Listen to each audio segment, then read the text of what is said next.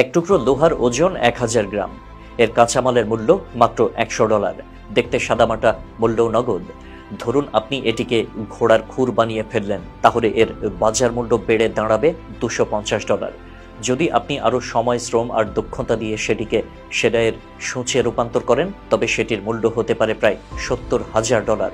এখানেই শেষ নয়, আপনি যদি সেই লোহা দিয়ে ঘড়ির সূক্ষ্ম গিয়ার ও স্প্রিং তৈরি করতে পারেন, তাহলে একই উপাদানের মূল্য পৌঁছে যাবে $6 মিলিয়ন।